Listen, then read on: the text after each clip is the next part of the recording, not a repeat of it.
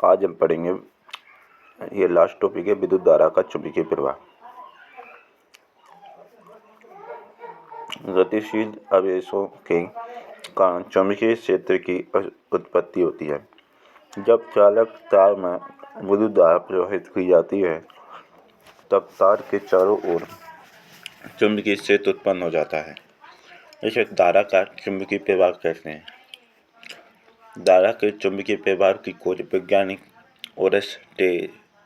Oersted की। दिक्सूचक सुई एक लघु चुंबक होती है। चुंबक के सिरे उत्तर दक्षिण दिशा में इंगित कर देते हैं।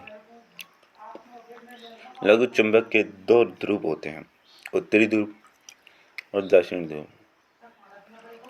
उत्तरोन्मुखी ध्रुव और दक्षिणमुखी ध्रुव। चुंबक की सजातीय ध्रुवों में परस्पर प्रतिकर्षण एवं विजातीय ध्रुवों में आकर्षण होता है। किसी चुंबक के चारों ओर का वह क्षेत्र जिसमें उसके बल का सूचन किया जा सकता है उस चुंबक का चुंबकीय क्षेत्र कहलाता है। वह रेखाएं जिनके अनुदिश दिशा चुंबक का उत्तरमुखी ध्रुव सतत पथ पर होता है चुंबकीय क्षेत्र रेखाएं कहते हैं। चुंबकीय क्षेत्र रेखाएं एक बंद वक्र होती है। ये रेखाएं उत्तरी ध्रुव से निकलती हैं तथा दक्षिण ध्रुव से प्रवेश करती हैं। जहाँ पर चुंबकीय क्षेत्र रेखाएं अपेक्षाकृत अधिक निकट होती हैं वहाँ चुंबकीय क्षेत्र प्रबल होता है।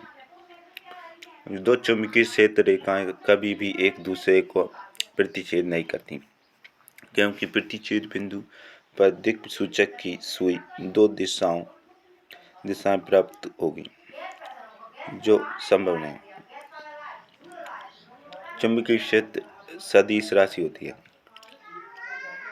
सीधे धारावाही चालक तार के चारों ओर उत्पन्न चुंबकीय क्षेत्र की दिशा की क्षेत्र रेखाएं आकृति में सकेंद्रीय वृत्तों का पैटर्न बनाती हैं।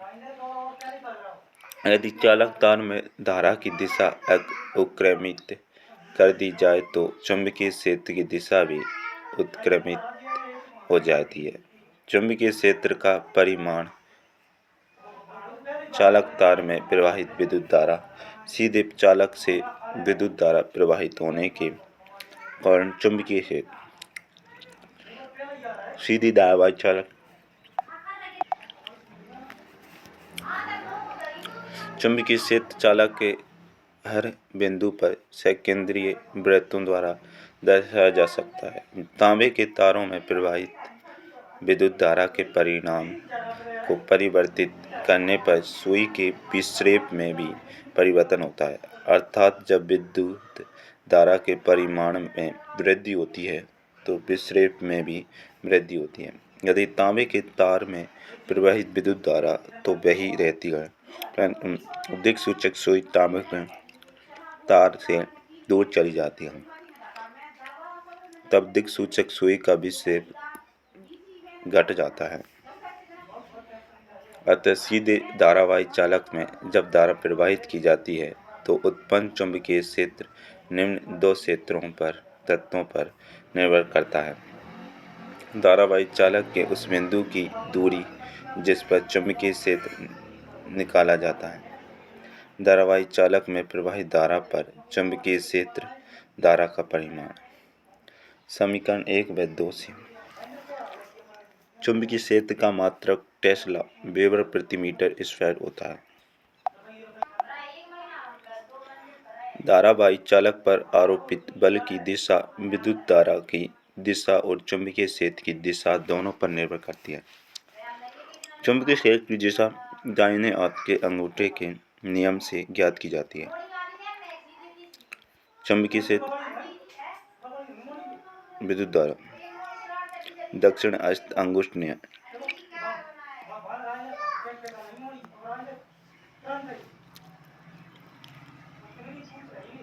इसे मैक्सवेल का कर्क स्क्रू का नियम भी कहते हैं, क्योंकि किसी कर्क स्क्रू को विद्युत धारा की दिशा में आगे बढ़ाते हैं तो कर्क स्क्रू के घूर्णन की दिशा चुंबकीय क्षेत्र की दिशा होती है।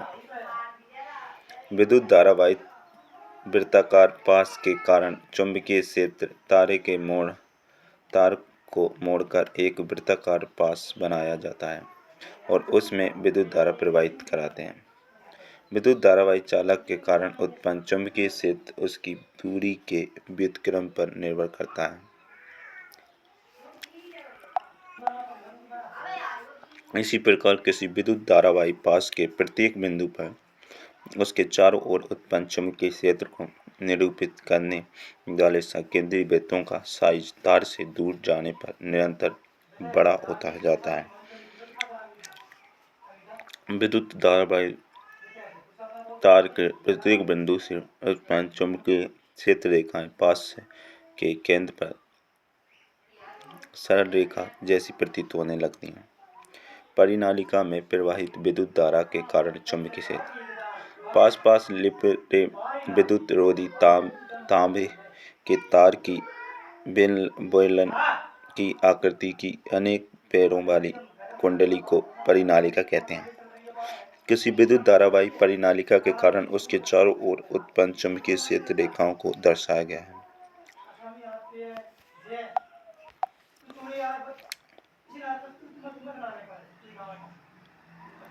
परिनालिका का चुंबकीय क्षेत्र क्षण चुंबक के जैसा होता है। परिनालिका का एक सिरा उत्तर ध्रुव तथा दूसरा सिरा दक्षिणी ध्रुव की भांति व्यवहार करता है। परिनालिका के भीतर चुंबकीय क्षेत्र रेखाएं समानांतर सरल रेखाओं की भांति होती हैं।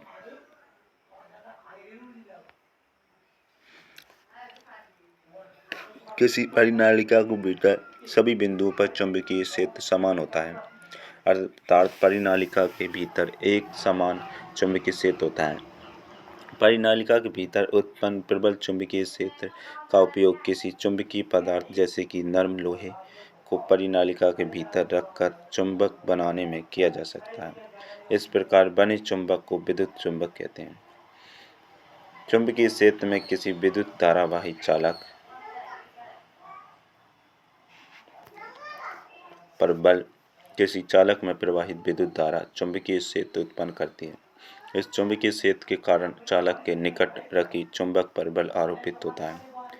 अर्ध मेरे एम्पियर 1775 से 1836 ने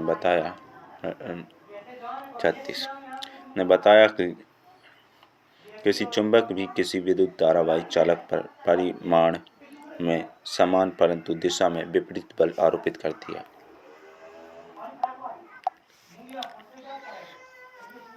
चालक में विस्थापन उस समय अधिकतम होता है जब विद्युत धारा की दिशा चुंबकीय क्षेत्र की दिशा के लंबवत होती है। विद्युत धारा की दिशा बदलने पर बल की दिशा भी बदल जाती है।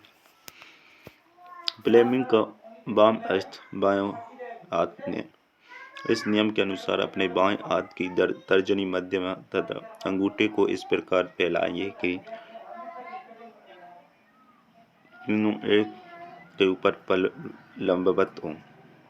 यदि तर्जनी चुंबकीय क्षेत्र की दिशा और मध्यमा चालक में प्रवाहित विद्युत धारा की दिशा की ओर संकेत करती है तो अंगूठा चालक की गति की दिशा अथवा चालक पर आरोपित बल की दिशा की ओर संकेत करेगा। परंतु विद्युत परिपथ अपने घरों में विद्युत शक्ति की आपूर्ति मुख्य तारा, जिसे मेष भी कहते हैं, से प्राप्त करते हैं। ये मुख्य तार या तो धरती पर लगे विद्युत स्तंभों के सहारे अथवा भूमिगत केबलों से हमारे घरों तक आते हैं।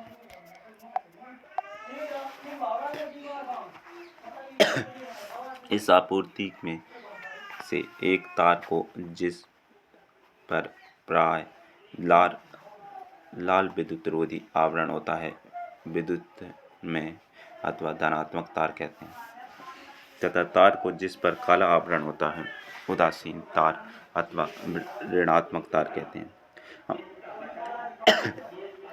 हमारे देश में इन तारों के बीच 220 वोल्ट का विभवांतर होता है। घरों में लगे मीटर बोर्ड में ये तार मुख्य फ्यूज से होते हुए एक विद्युत मीटर में प्रवेश करते हैं। इन्हें मुख्य स्विच से होते हुए घर के लाइन तारों से संयोजित किया जाता है। ये तार घर के पृथक-पृथक परिपथों में विद्युत आपूर्ति करते हैं। प्राय घरों में 2 पृथक परिपथ होते हैं, एक विद्युत धारा अनुमतांक के लिए, जिसका उपयोग उच्च शक्ति वाले विद्युत संधियों जैसे कि गीजर, वायु शीतलक, कूलर आदि के लिए किया जाता है। दूसरा परिपथ एसए विद्युत धारा अनुमतांक के लिए होता है, जिससे बल्ब, पंखे आदि चलाए जाते हैं। भूसंपर्क तार, जिस पर प्राय हरा विद्युतरोधी आवरण होता है, घर के निकट भूमि के भीतर बहुत गहराई पर स्थित धातु की प्लेट से संयोजित होता है।